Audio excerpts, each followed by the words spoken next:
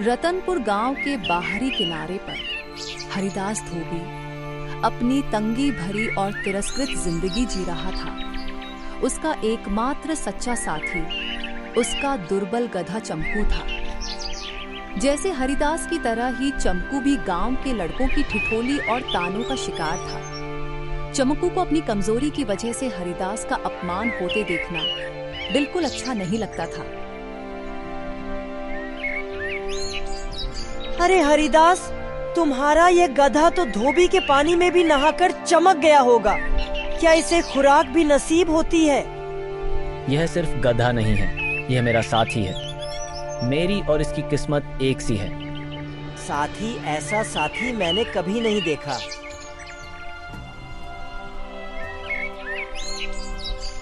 मालिक, मैं यह सब और नहीं सह सकता। लोग हमारा अपमान करते हैं और तुम चुप रहते हो। मैं चाहता हूं कि लोग हमें देखकर डरे, न कि हम पर हंसे। मेरे दोस्त, हमारी ताकत हमारी ईमानदारी है। हमें दूसरों की बातों से फर्क नहीं पड़ना चाहिए। हमारा काम मेहनत है, वही करेंगे। नहीं मालिक, अब मैं चुप नहीं बैठूंगा। मुझे अपनी पहचान बदलनी होगी। मुझे दिखाना होगा कि मैं कोई कमजोर गधा नहीं हूं।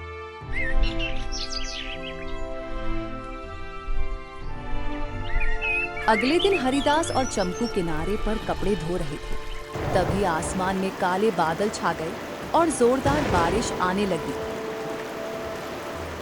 तेज बहाव में नदी किनारे एक बाघ की खाल बहकर आ गई। खाल को देखकर हरिदास के मन में एक चालाकी भरी योजना की लकीर चली आई। उसने झट से पानी में उतरकर उस खाल को उठा लिया और घर ले गया। मालिक, ये क्या है? ये तो कुछ खतरनाक जानवर की खाल लगती है। मुझे इससे डर लग रहा है। ये हमारी किस्मत बदल सकती है। रात में मैं इसे तुम्हारे ऊपर डाल दूंगा और तुम खेतों में चरने जाओगे। लोग तुम्हें देखकर डरेंगे और तू भरपेट घास खाएगा।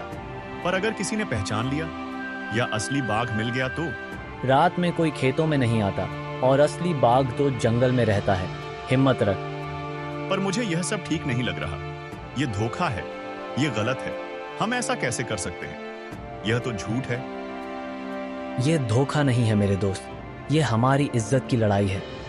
हमें उन लोगों को सबक सिखाना है जो हमारा मजाक उड़ाते हैं। तू मेरे लिए इतना नहीं कर सकता। ठीक है मालिक, अगर इससे हमारा सम्मान बढ़ता है तो मैं कुछ भी करूंगा। अगली रात हरिदास ने बड़े प्यार से बाघ की खाल चंपू पर डाल दी। खाल इतनी अच्छी तरह से फिट हो गई कि चंपू सचमुच एक बाघ जैसी दिखने लगा। डरते डरते चंपू खेतों की ओर गया। उसे अंदर ही अंदर डर था, पर साथ में कुछ नया आत्मविश्वास भी झलक रहा था। उसी रात एक किसान ने दूर से उसे देखकर असली बाघ समझा और डर के मारे गांव की ओर भागा। यह देखकर चंपू का डर आत्मविश्वास में बदल गया। उसे लगने लगा कि वो सचमुच में कोई कमजोर गधा नहीं, बल्कि एक शक्तिशाली बाघ है। अरे बचाओ बचाओ, गांव में बाघ आ गया है। क्या हुआ भाई? इतनी रात को क्यों चिल्ला रहे हो? खेत में एक बड़ा सा बाघ मैंने अपनी आंखों से देखा है। उसकी आंखें चमक रही थीं। अरे भाई, तुम झूठ बोल रहे हो। यहाँ बाघ कहाँ से आएगा? नहीं, मैं सच कह रहा हूँ। वह बहुत बड़ा था और वह घास खा रहा था। चंपू रोज बाघ की खाल पहनकर जाता और ताजी घास आराम से चरकर लौट आता। पहली बार उसे पेट भरा खाना मिला और उसे अच्छा भी लगा। समय के साथ गांव के कुछ लोग परेशान होकर सरपंच के पास गए। सरपंच जी, हमारे खेतों में बाघ है, कुछ करो। सरपंच ने चिंता मिटाने के लिए शहर से एक मशहूर शिकारी बुलवा ही लिया। शिकारी आया और बोला, नमस्कार सरपंच जी, मैंने सुना है कि यहाँ कोई बाघ आ गया है।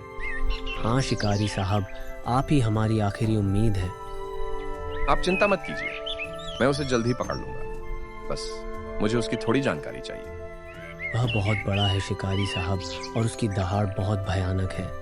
ठीक है, मुझे रात में खेतों में जाना होगा। मैं रात में ही इसका पता लगा लूंगा। हरिदास और चंपू यह सब सुनकर परेशान हो गए। हरिदास ने सोचा, अगर शिकारी चंपू को पकड़वा दिया तो सारा खेल उल्टा पड़ जाएगा।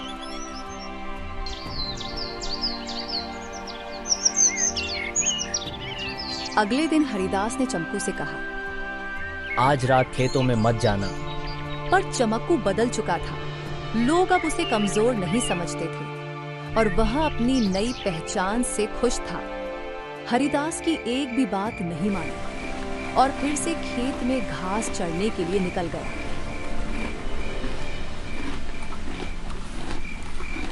घास चढ़ने के बाद चमकू ने एक बाघ की तरह दहाड़ने लगा, लेकिन उसके गधे की रहने की आवाज को सुनकर शिकारी चमकू को पकड़ लेता है और कहा, यह कोई साधारण गधा नहीं, पर इसका उपयोग मेरे काम आएगा। इससे असली बाघ को पकड़ने में मदद मिलेगी। तभी हरिदास दौड़कर आया और कहा, यह सिर्फ मेरी वजह से ऐसा कर रहा था। तुम्हारी वजह से? हाँ, गांव के लोग हमारा मजाक उड़ाते थे। मैं चाहता था कि हम सम्मान से जिएं, इसलिए मैंने इसे बाघ की खाल पहना दी। यह मेरा गधा है। यह मेरी मूर्खतापूर्ण चाल थी। कृपया इसे कुछ मत कीजिए। मैंने इसकी वजह से गांव में लोगों को डराया था। सब मेरी गलती है। शिकारी ने गंभीर होकर कहा, तुमने 2 कारण दिए। तुमने उनका भय बढ़ाया और अब तुम कहते हो कि यह तुम्हारी चाल थी। चलो, एक काम करते हैं, तुम और मैं मिलकर असली बाघ का पता लगाएंगे, पर इसके लिए मुझे इस गधे की आवाज की जरूरत होगी। हरिदास ने दिल में घबराहट महसूस की। क्या वह चमकू को असली खतरे में डाल रहा है? पर शिकारी ने आश्वासन दिया कि वह कभी चमकू को चोट नहीं पहुंचाएगा।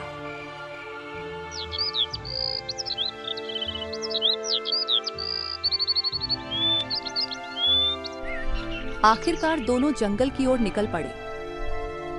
शिकारी ने योजना समझाई। जब मैं संकेत दूंगा, तुम खूब जोर से रेंकना। असली बाघ तुम्हारी आवाज सुनकर बाहर आएगा, तब मैं उसे नजर में लेकर कार्रवाई करूंगा। चमक्कू ने डरते हुए भी अपना हिस्सा निभाया। उसने पूरे जोर से रेंका। झाड़ियों में से असली बाघ झपट कर आया और शिकारी ने कुशलता से उसे पकड़ लिया। बाघ को पकड़कर वे गांव लौटे और सारी सच्चाई सरपंच के सामने रख दी।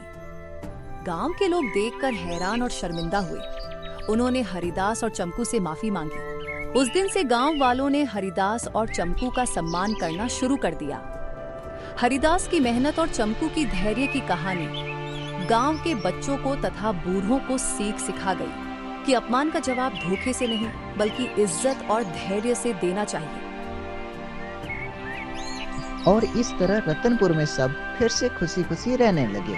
बस अब बाघ की खाल सिर्फ एक याद बनकर रह गई और चमकू हर दिन आराम से घास चरकर वापस आता।